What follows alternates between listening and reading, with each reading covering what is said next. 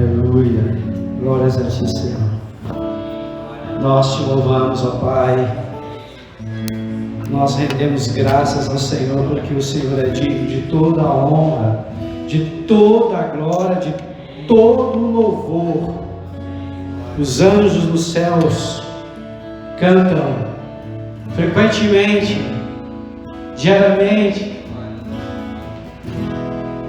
que o Senhor é grande, que o Senhor é santo, santo, santo é o Senhor.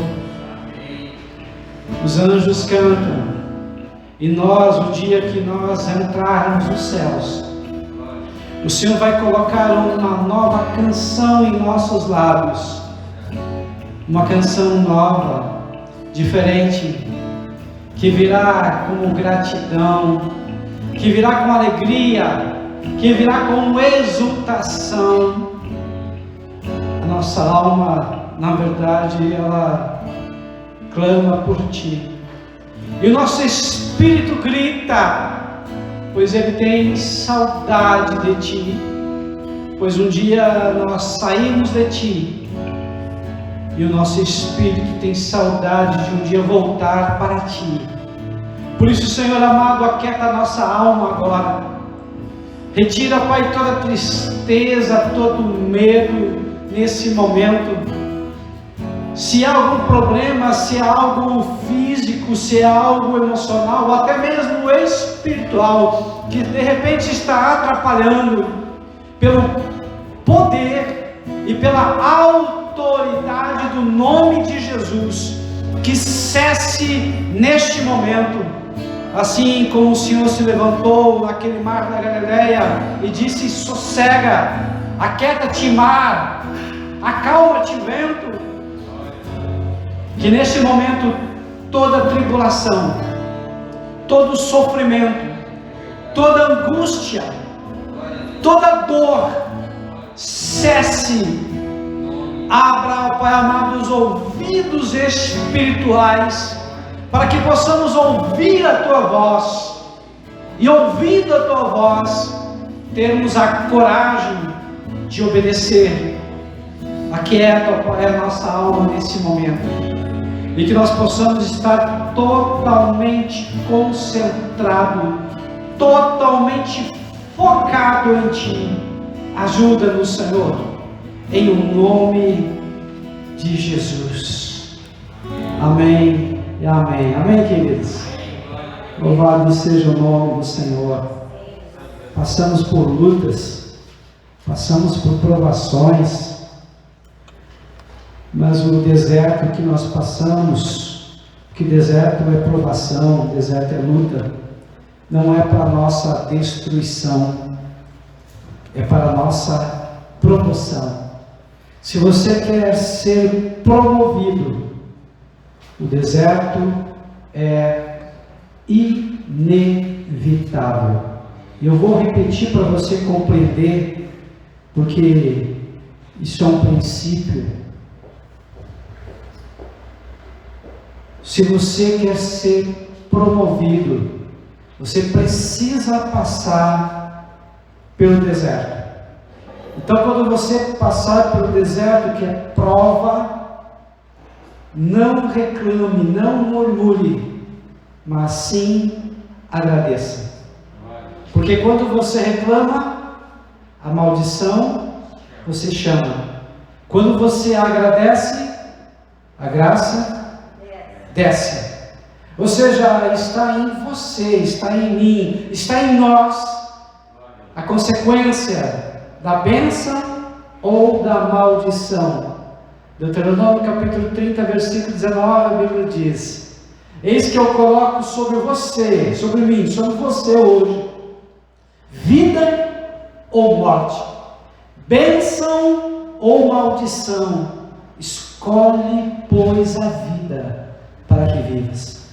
Amém? Se o problema é teu, está resolvido, porque está em você decidir. Resolva, decida, escolha a bênção e a vida. Amém? Vamos abrir a palavra de Deus em Deuteronômio capítulo 8, versículo 2, quinto livro da Bíblia, escrito por Moisés. Deuteronômio capítulo 8, versículo 2. Nós vamos ler hoje duas passagens. As duas se complementam, as duas são muito especiais. Deuteronômio capítulo 8, versículo 2. Todos acharam? Amém? Deuteronômio 8, 2 diz: E te lembrarás de todo o caminho pelo qual o Senhor teu Deus tem te conduzido durante esses 40 anos no deserto, a fim de te humilhar e te provar, para saber o que estava no teu coração, se guardarias ou não os seus mandamentos. Agora, por favor, abra em Números, capítulo 14, versículo 2, um pouquinho antes. É só voltar a Bíblia um pouquinho antes. Número 14, 2, assim diz a palavra de Deus. E todos os israelitas murmuravam contra Moisés e Arão, e toda a comunidade lhes disse: seria melhor se tivéssemos morrido na terra do Egito, seria melhor se tivéssemos morrido nesse deserto. Feche os teus olhos. Deus amado e Deus bendito, eu sei que o Senhor zela e vela pela Tua palavra. E a Tua palavra não volta vazia, sem cumprir um propósito para o qual foi designado. Que o homem desapareça, que Cristo cresça. Toma-me, Senhor, como um instrumento em Tuas mãos. Que o Senhor possa usar as minhas palavras, a minha boca, como Tua boca. Que o homem realmente desapareça, que o Senhor cresça e seja glorificado, em o nome de Jesus. Amém e amém. Pode sentar, queridos. Louvado seja o nome do Senhor. Queridos, eu quero falar um pouquinho hoje sobre deserto. Eu quero que vocês compreendam a importância do deserto. Mas antes de falar do deserto, nós temos que falar de uma fase anterior, onde o povo de Israel estava escravo por 430 anos. E no final da escravidão, a escravidão se apertou de tal maneira que eles trabalhavam muito. Eles estavam cansados. Quem sabe talvez seja o que você está enfrentando, você se sente cansado, sobrecarregado. A palavra de Deus diz também que os filhos dos israelitas, filhos homens, os machos que nasciam, tinham que ser mortos, eram jogados nos rios para os animais, os crocodilos comerem. Então imagina só você grávida e não sabe qual o sexo da criança, se é homem, se é mulher, e chega na hora que você tem a criança, é um sexo masculino, e você é obrigado a colocar esse filho no rio. Você tem que matar essa criança. Era assim que esse povo estava vivendo. Esse povo estava vivendo uma opressão muito grande. Esse povo estava desanimado, desalentado, desencorajado, triste, aborrecido, cansado. Quem sabe você também se sinta assim. E eles começaram a clamar e pediram para Deus que Deus trouxesse para eles um socorro, um auxílio, um salvador. E Deus levantou Moisés. E Moisés foi levantado para levar esse povo, retirar do cativeiro e trazer para a liberdade. Sabe, queridos, que eu aprendo que o primeiro dom, o maior dom que nós temos é a vida. E junto com a vida, nós temos o dom da salvação. Efésios 2,8 diz que a salvação é pela graça, mediante a fé, para que ninguém se glorie. Ou seja, a salvação não é por obras, embora que as obras sejam uma revelação, uma consequência de eu ser salvo, porque quando eu sou salvo, automaticamente eu quero produzir boas obras, automaticamente eu quero ajudar as pessoas, porque eu já sou salvo. Então eu quero apoiar, ajudar as pessoas. Mas depois da vida e da salvação, o dom maior, o princípio maior que existe é a liberdade. Uma das piores coisas no mundo é você ser preso.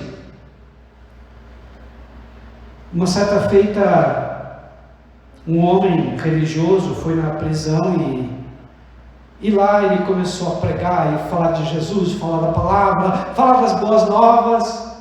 Mas lá dentro daquela prisão havia um homem que tinha sim cometido crimes, tinha sim errado, estava agora recebendo a punição do seu erro, mas lá dentro da prisão ele se converteu, lá dentro da prisão ele teve um encontro com Jesus, lá dentro da prisão ele se sentia verdadeiramente livre, e conversando junto com aquele homem religioso, aquele homem preso agora tomado pelo Espírito Santo, olha bem nos olhos daquele homem religioso e diz: você está falando apenas da boca para fora, porque na realidade você está preso em cadeias.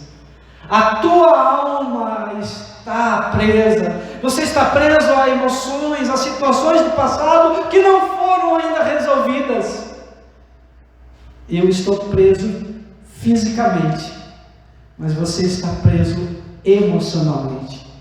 Mas se você acreditar naquilo que você está pregando, você também pode ser livre, porque quem me livrou pode também te livrar. Queridos, prisão não é só prisão física, temos prisões emocionais, temos prisões espirituais. Quantas pessoas são presas espiritualmente por demônios, por espíritos que aprisionam e atormentam aquela pessoa? Nem dormir a pessoa consegue dormir direito, ouve vozes, fica arrepiada. As pessoas fazem coisas que não querem fazer por estar sob o domínio de espíritos malignos. Mas a Bíblia diz, João 8,32, se o Filho vos libertar, verdadeiramente sereis livres. Há uma liberdade que só tem quem tem Jesus Cristo de Nazaré. Eu quero dizer para vocês hoje, o mesmo Deus que enviou Moisés para libertar aquele povo que estava oprimido, Ele mandou alguém superior a Moisés, chamado Jesus Cristo de Nazaré. Eu não sei qual é a tua prisão, qual é a tua escravidão. Pastor, como isso? Escravidão não é quando você não consegue fazer aquilo que você quer fazer, mas você é impulsionado a fazer alguma coisa. Quando você é levado a fazer aquilo e depois a tua consciência te acusa. Escravidão é quando você fala demais e não consegue dominar a tua língua. Escravidão é quando você julga e critica as pessoas, em vez de amá-las e aceitá-las. Escravidão é quando você mente. Tudo isso é escravidão. Ou seja, escravidão é quando você não domina o teu espírito. E o fruto do Espírito é amor, é paz, é alegria, é bondade, é benignidade. Ou seja, contra todas essas coisas não há lei. Quando você vive em espírito e anda em espírito, você produz coisas boas. E as pessoas que estão próximas de você, elas querem estar perto de você. Pastor, isso está me parecendo muito parecido com inteligência emocional. Não deixe de ser. Administrar tuas emoções, administrar teu temperamento, administrar tua personalidade. Só que isso já está escrito há praticamente 2000 anos atrás. Fruto do Espírito. Quem é cheio do Espírito Santo consegue domar os seus instintos, consegue domar os seus impulsos. Como precisamos disso? Amém? Louvado seja o nome do Senhor. Nós temos 2 desertos que nós passamos. O primeiro deserto é o deserto que Deus nos leva. Em Mateus capítulo 4, versículo 1, diz que o Espírito Santo levou Jesus até o deserto para ser tentado pelo diabo. Ou seja, Jesus não foi levado pelo diabo para o deserto. Jesus foi levado pelo Espírito Santo para o deserto. Pastor, me explica isso. Te explico. Tem momentos da vida que você vai passar por provas. Tem momentos da tua vida que você vai passar por situações difíceis, complicadas, de dor. Mas não foi o diabo que te levou, foi Deus. Por quê? Porque Deus tem um propósito. Por quê? Deus tem um objetivo, tem um plano com isso. Quando Jesus ele foi batizado nas águas, e o Espírito Santo desceu sobre ele como uma pomba, e Deus falou do alto céu: eis meu filho amado, em quem tenho prazer. Naquele momento estavam os 3 da Trindade, o Pai, o Filho e o Espírito Santo. E logo após ele foi para o deserto. Por quê? Porque havia um plano, um ministério que Jesus deveria cumprir nessa terra. Então eu compreendo que quando nós estamos para subir de nível, quando nós estamos para alcançar voos mais altos, precisamos inevitavelmente passar por desertos.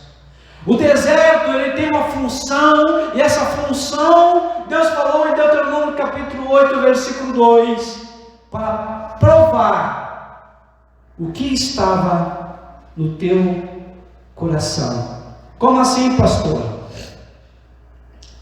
Muitas vezes fazemos as coisas por impulso, muitas vezes fazemos as coisas por rotina, muitas vezes fazemos as coisas por interesses próprios, pela motivação errada. E Deus está dizendo assim: eu não só analiso as tuas palavras, as tuas ações e as tuas omissões, eu analiso também a intenção do teu coração. Pastor, isso é duro, é profundo e é certo. Então não adianta somente fazer a coisa certa, você tem que fazer a coisa certa com o motivo certo. Me explica melhor, te explico. Vamos pensar que você quer fazer um bem. Você agora vai no mercado e compra uma cesta básica. Aí você vai e leva para uma pessoa carente. Fez o bem? Fez o bem. Mas daí tira uma foto, bota nas redes sociais e se promove com a desgraça alheia. Perante os homens, você vai ser reconhecido. Perante Deus, não. A Bíblia diz: o que a tua mão direita faz, a esquerda não fique sabendo. A tradução seria assim: o que você faz, nem o teu amigo mais íntimo fique sabendo. Essa é a interpretação correta dessa palavra. Ou seja, você tem que fazer não para agradar aos homens, mas você tem que fazer para agradar a Deus. Não para ser visto pelos homens, mas para ser visto por Deus. Não para ser visto pelos homens, mas para servir aos homens. Essa é a motivação correta. É assim que Deus vê. Você pode também ser levado ao deserto, porque você fez coisas, atitudes, comportamentos, falas, que pela consequência do teu ato te levou para uma situação complicada. Ou seja, você falou demais, onde devia ter sido calado. Em Tiago capítulo 3, a Bíblia nos diz que a língua, ela é um instrumento de bênção ou de maldição. Ou seja, quem domina a língua, domina o corpo inteiro. Como é difícil dominar a língua. Às vezes nós falamos demais, e nós não conseguimos dominar os nossos pensamentos.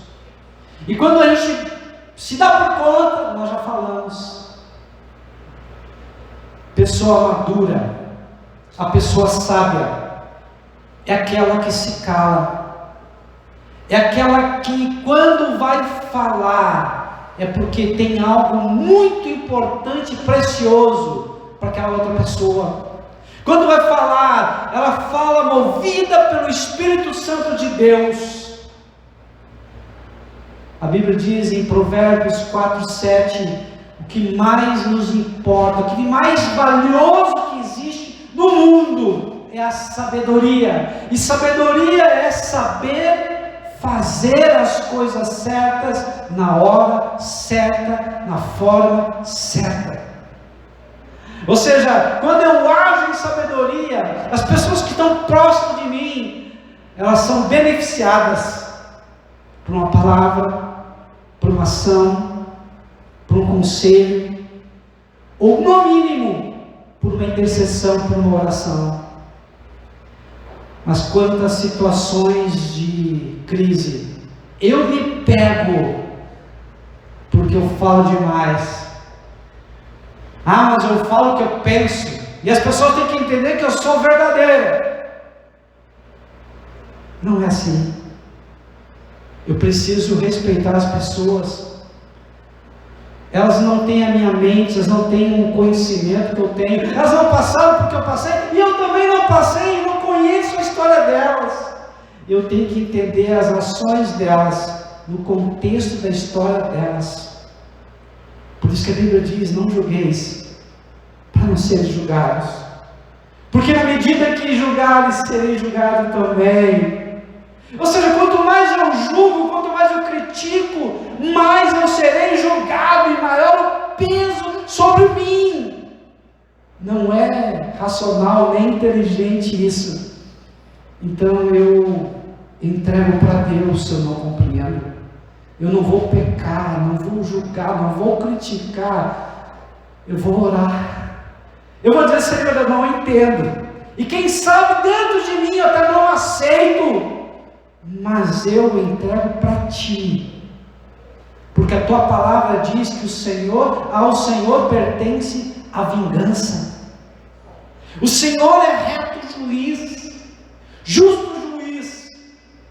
E Ele julga com equidade, com verdade. Amém? Então, queridos, quando nós não entendemos ou não aceitamos o deserto, há consequências. Eu quero falar um pouquinho agora sobre o capítulo 14. Vamos discorrer um pouquinho aqui. Primeiro no versículo 1, diz assim: então toda a comunidade levantou a voz e gritou, e o povo chorou naquela noite. O que eu aprendo aqui? Algo bem interessante. Primeiro,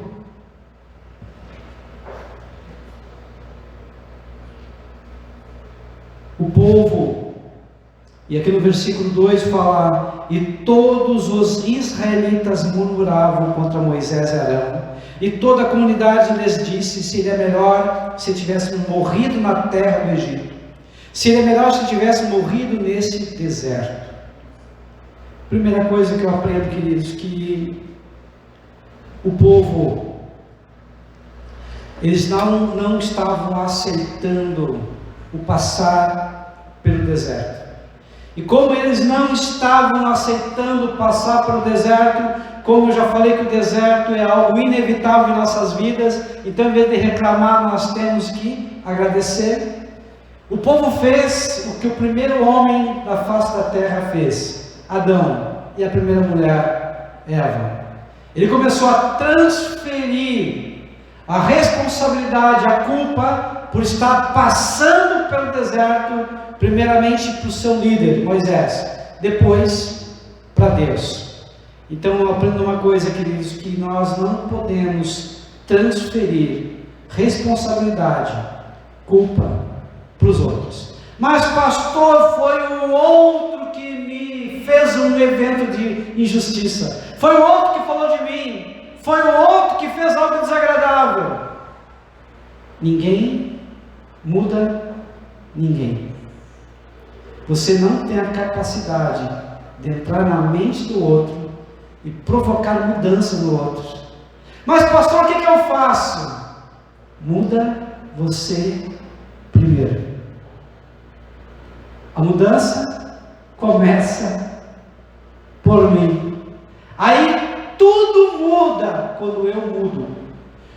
Pastor, quando eu mudo, as pessoas vão mudar. Não é num passe de mágica, não é assim. Mas as minhas mudanças começam a influenciar a mudança nos outros. Me dá um exemplo, vou te dar. Vamos imaginar que na tua casa você briga demais, você critica demais, murmura demais, reclama demais, grita demais. E daqui um pouco você começa a entender, porque o Espírito Santo é Ele que nos convence do pecado, da justiça e do juízo. Ele começa a falar no teu coração e dizer: você está errado, você não pode fazer isso. E você começa a se cuidar, você começa a se policiar, você começa a buscar uma mudança. E o Espírito Santo vai te ajudar nesse processo. E aí, você começa a buscar mais a Deus, você começa a ler mais a Bíblia, você começa a meditar na palavra, você começa a orar, você começa a buscar a presença de Deus. Sabe o que vai acontecer? Quando entrar um pensamento de grito, discórdia, de reclamação, e quando você querer falar, o Espírito Santo vai soar uma sirene dentro de você, e isso vai fazer com que você pare tudo, e em vez de criticar, você vai elogiar, em vez de gritar, você vai sorrir. Está entendendo? Você vai mudar o teu comportamento, você vai mudar a tua fala, você vai mudar a tua atitude, e isso vai influenciar muito as pessoas que estão contigo. Pastor, isso resolve, isso funciona? Com certeza.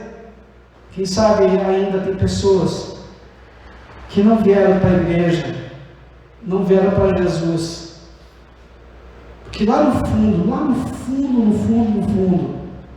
ainda não viram uma mudança, uma transformação real, significativa na tua vida. Então, antes de falar e pregar para as pessoas, muda primeiro. Olha, examina a tua vida primeiro e procura viver uma vida que você prega e pregar a vida que você vive. Tem que ter coerência entre o que você prega e o que você vive. Um famoso evangelista argentino já dizia: muitos teriam chegado ao verdadeiro conhecimento, ao verdadeiro evangelho, se não houvesse, ou melhor, se houvesse uma coerência entre o que é pregado e o que é vivido. Pastor, então o problema maior hoje, para as pessoas não virem para a igreja, é essa incoerência entre o que é pregado e o que é vivido. É isso aí. Quando há coerência entre o que é pregado e o que é vivido, há poder. Eu tenho pedido para Deus Eu quero viver mais do que eu prego e pregar mais do que eu vivo. Não é fácil. Tem horas que a gente cai. Tem horas que a gente se estatela. Tem horas que a gente grita. Tem horas que a gente critica. Tem horas que a gente julga. Sim, porque nós somos humanos. Mas o que acontece? Eu tenho que me humilhar e dizer: me perdoa, eu errei. Me perdoa, eu não devia ter agido assim. Isso acontece com uma rapidez maior. Isso acontece com profundidade maior. É assim que tem que ser. São 3 palavras mágicas que melhoram sensivelmente todo e qualquer tipo de relacionamento. Primeira palavra, a mais importante e a mais poderosa, é assumir o erro e dizer: eu errei. Tem que ser muito mulher, tem que ser muito homem, para reconhecer e dizer: eu errei, eu estava errado. Por quê? Porque isso requer humildade, e nós somos um poço de orgulho, de soberba, de arrogância. Por isso que Deus nos leva para o deserto, para nos humilhar.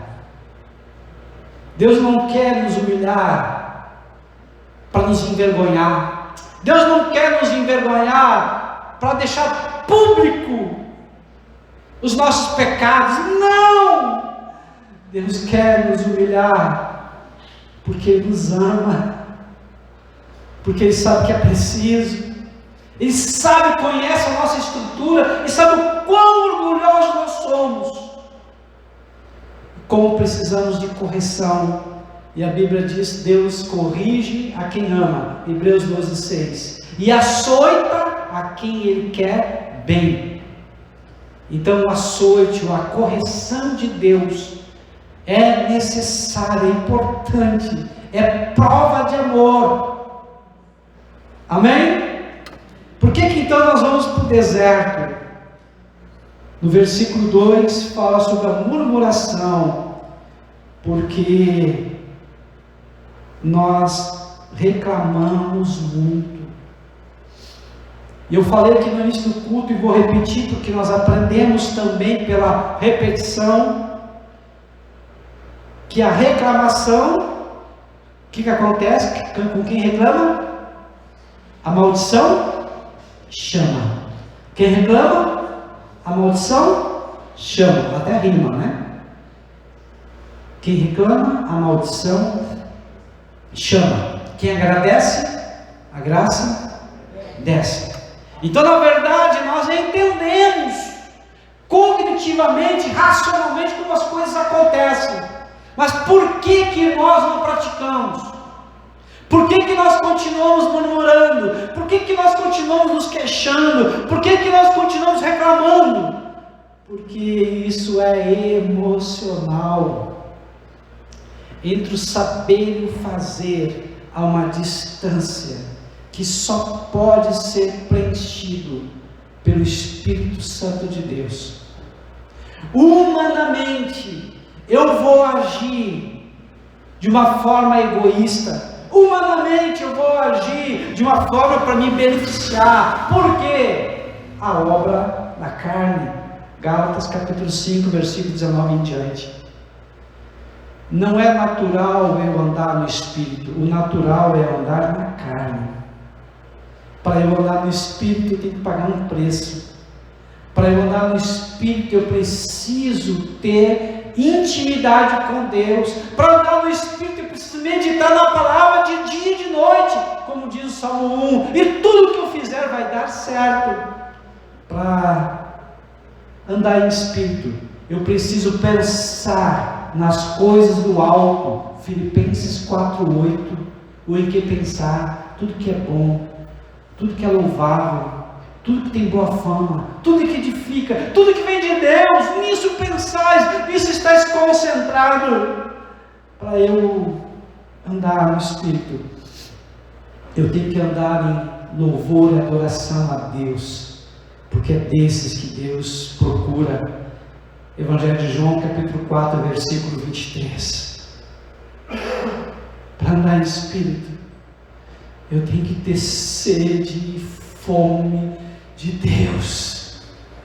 A minha alma tem que gritar, o meu espírito tem que clamar pelo Senhor.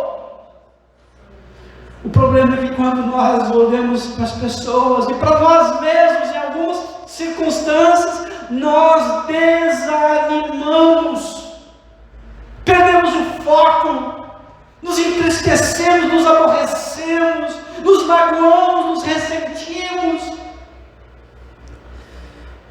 Por isso que Deus diz que nós temos que amar. Amar as pessoas não significa necessariamente amar o comportamento, a atitude e as palavras delas. Amar as pessoas significa ver que dentro delas há o Espírito de Deus. Elas são a imagem e semelhança do Altíssimo, do Criador dos céus e da terra. Olhar para elas e ver não como elas são e não como elas estão, mas como elas serão. Mas para isso tem que estar cheio da presença de Deus. Para isso tem que ser tomado pelo Espírito Santo. Para isso tu tem que olhar com os olhos não naturais, mas os olhos espirituais, e ver a bênção que aquela pessoa vai se tornar. Para isso você tem que estar com o fruto do Espírito dentro da tua vida. Quais as consequências de nós entrarmos e permanecermos no deserto?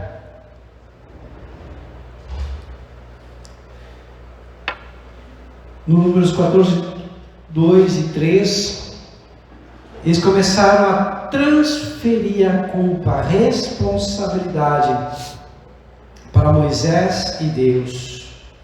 Pastor, qual é a solução para não transferir a culpa, a responsabilidade para os outros? Porque é muito fácil você transferir a responsabilidade para o teu cônjuge, para o teu parceiro, para a tua parceira, para o teu filho, para o teu pai, para a tua mãe. É muito fácil isso. Qual é a solução então? A solução é autorresponsabilidade. É eu entender qual é a minha parte de culpa, qual é a minha parte da responsabilidade nesse negócio. Eu entender que eu tenho uma parcela de contribuição para esse mal, e que eu vou fazer a minha parte independentemente se o outro fizer ou não fizer. Como assim, pastor? Me explico. Você brigou, você bateu boca com uma pessoa. Você vai chegar para essa pessoa e dizer: me perdoa, eu errei, eu pequei contra ti. Ah, mas foi ela. Não importa, a culpa é minha.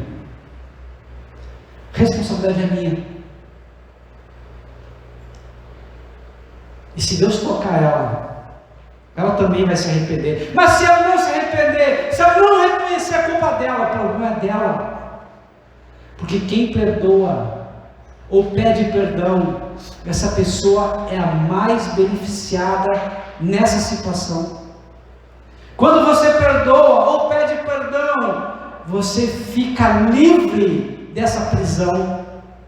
Quantas pessoas presas porque não conseguem perdoar. Eu lembro um dia, eu fui convidado por uma irmã para ir na casa de uma tia dela, familiar dela, e nós estávamos indo no carro, e eu conversando com ela, e ao mesmo tempo em oração, em pensamento, e pensava: vou falar sobre o plano da salvação, eu vou falar isso, eu vou falar aquilo. Ou seja, na minha mente eu estava criando planos, mas antes de chegar lá eu disse: Senhor, eu criei um plano, eu criei uma rota, mas antes de tudo, que o Senhor tome conta dessa situação. Quando eu cheguei lá, a primeira coisa que o Espírito Santo me falou: perdão. Quando eu fui para conversar com ela, perdão. Quando eu sentei junto na cama onde ela estava entrevada, perdão. Amém, eu entendi, Senhor. Eu me submeto à tua ordem. E eu conversando com aquela pessoa, eu toquei na questão de perdão. E ela se emudeceu, ela se calou. E eu tentei voltar novamente para ver se ela conseguia perdoar a pessoa que lhe ofendeu, lhe magoou. E ela não disse com essas palavras, mas nas entrelinhas ela disse que preferia ficar no estado que ela estava, ou seja, no leito de cama, entrevado, e até morrer, do que pedir perdão ou perdoar essa pessoa que ofendeu. Estão entendendo, queridos? A pessoa prefere essa situação de derrota, de doença e de morte, em vez de perdoar ou pedir perdão para ser livre, para ter vida e vida com abundância. Pois esta palavra que o Senhor nos diz em João 10:10, eu vim para trazer vida e vida com abundância. Deus não nos chamou para uma vida desgraçada, para uma vida de tédio, para uma vida derrotada. Não, Deus nos chamou para sermos felizes. Passou a prova, a Bíblia diz que nós somos o povo mais alegre dessa terra. A Bíblia diz em Filipenses capítulo 4, alegrai-vos, mais uma vez eu digo, alegrai-vos. E quem disse isso era Paulo, no final da sua carreira, onde ele estava preso, e mais alguns dias depois, seria decapitado, cortado a sua cabeça, e mesmo assim ele disse, alegrai-vos. Estão entendendo, queridos? Nós, cristãos, não nos movemos pelo que nós vemos, não nos movemos pelo que ouvimos, não nos movemos pelo que sentimos, nós nos movemos pelo que está escrito. A palavra de Deus é a nossa oração, a verdade de Deus são as nossas petições. E quanto mais nós conhecemos e mais nós praticamos e obedecemos, mais abençoados seremos, mais vitórias teremos, porque isso é promessa. Pastor, então agora nunca mais teremos problema, os teus problemas acabaram? Não é assim. Evangelho de João, capítulo 16, versículo 33. No mundo tereis aflições, mas tende bom ânimo, eu venci o mundo. Ou seja, se o Senhor venceu, eu também vou vencer. Ele é o caminho que nos leva ao Pai. O que é o caminho? Ele é o comportamento, ele é a atitude, ele é as palavras, ele é o meu referencial. Eu vou pisar nas pisadas de Jesus. E pisando nas pisadas de Jesus, eu vou para o mesmo caminho, na mesma direção, o mesmo objetivo, o mesmo alvo, que é os céus. Um dia, tudo aqui vai acabar. Mas pastor, vai ser quando Jesus voltar? Quando Jesus voltar ou quando eu subir até Ele? Mas uma coisa eu sei, a palavra de Deus diz que Deus vai tirar de mim todas as lágrimas, toda a tristeza, e eu serei semelhante a Ele, porque assim como Ele é, assim serei também. O meu corpo, que é carnal, corruptível, mortal, vai se revestir da eternidade, vai se revestir da incorruptibilidade, vai se revestir da presença de Deus, o mesmo Espírito, a mesma essência.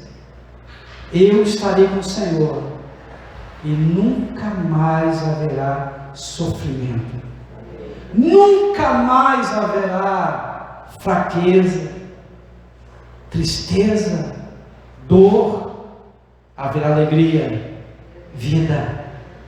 e a vida plena e completa nos céus. Essa é a minha esperança. Essa é a esperança do crente verdadeiro. Estamos aqui nessa terra, seremos felizes aqui nessa terra, temos que conquistar aqui nessa terra, temos que ser prósperos aqui nessa terra, mas os meus olhos veem os céus. Meu espírito sabe que um dia eu estarei com o Senhor para todo sempre, e ninguém mais vai me afastar de Deus. Onde Ele estiver, eu estarei. Amém? Essa é a promessa de Deus. Qual é a consequência de nós irmos, estarmos no deserto? Eu vou ler agora Números 14, 11 e o 34. O 11 diz assim: e o Senhor disse a Moisés: até quando esse povo me desprezará e não crerá em mim, apesar de todos os sinais que tem feito no meio dele? E o 34 diz: segundo o número de dias em que sondaste a terra, isto é, 40 dias, levarei sobre vós as vossas culpas por 40 anos, um ano por um dia, e sabereis o que significa me desobedecer. Pastor, o que significa isso? Bem simples. O deserto é inevitável. O tempo de permanência no deserto depende exclusivamente de mim. O tempo de permanência no deserto depende da minha fé, depende da minha obediência, depende do meu comportamento. Jesus foi levado ao deserto e venceu. Ele tinha fome e ele sabia dizer não para o diabo. Aprenda a dizer não quando você estiver no deserto. Aprenda a se posicionar como crente quando você estiver na tentação e na provação. Você só terá autoridade quando você for provado e aprovado. Você só terá autoridade quando você for tentado e vencer a tentação. Tentação, provação, que você vencer nesta área, especificamente, você vai ter autoridade. Provação e tentação que você não vencer, você não tem autoridade. É bem simples. Pastor, como assim? Quando você tiver com outras pessoas vivendo a mesma dor que você já viveu, mas você já venceu naquela área, você vai dizer: eu conheço a tua dor, eu conheço, e eu já vivi isso, mas Deus me deu vitória. E você vai testemunhar como Deus te deu vitória. Por isso você tem autoridade. Mas quando você não crê, e a incredulidade é o pior de todos os pecados, porque você não crê, não acreditar em Deus, você não permite que o sobrenatural de Deus aconteça na tua vida. Por isso você precisa crer e confiar em Deus. Por final agora, queridos, no deserto acontece um fenômeno: paralisia. Ou você fica paralisado, ou você tenta fugir do problema. E qualquer um desses dois comportamentos não vai resolver. Ficar parado, paralisado, boquiaberto, sem agir, não vai resolver. Fugir, fazer de conta que não acontece, também não vai resolver. O que nós precisamos? Enfrentar o medo. Enfrentar a situação. É olhar nos olhos do problema e dizer: eu não tenho medo. Pois a palavra de Deus diz em 2 Timóteo 1,7: Deus não me deu espírito de medo, mas me deu espírito de poder para vencer o diabo. Amor, para eu poder me relacionar bem com as pessoas. E moderação, ou seja, equilíbrio, para administrar as minhas emoções. Deus já me deu a capacitação necessária para eu ser mais do que vencedor.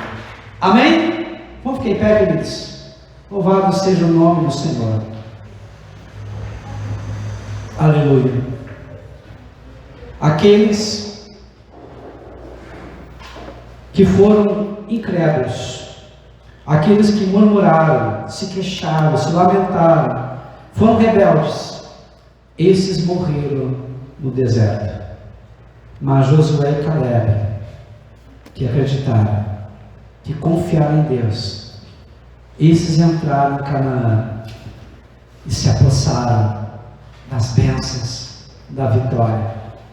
Eu não sei qual é a tua Canaã, eu não sei qual é a vitória que Deus tem para você, mas uma coisa é certa: fixe os olhos no autor e consumador da nossa fé, Jesus Cristo de Nazaré, e Deus vai te dar vitória. Amém? Vamos orar?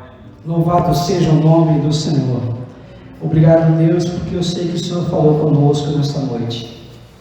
Nós precisamos, ó Pai, ter o mesmo comportamento de Josué e Caleb, ter as mesmas atitudes de confiança, de obediência, de submissão ao Teu senhorio, e reconhecer que o Senhor é Deus e eu sou Teu. E por isso eu vou obedecer a Tua palavra, eu vou cumprir, independentemente da circunstância, independentemente até mesmo daquilo que estou sentindo, mas eu vou me submeter ao Teu senhorio, e eu vou obedecer. Tira de mim, ó Pai, todo medo, tira de mim toda paralisia, dá-me coragem, ousadia, para crescer, evoluir, e conquistar a vitória. É o que nós te pedimos. E desde já agradecemos em nome de Jesus. Amém e amém.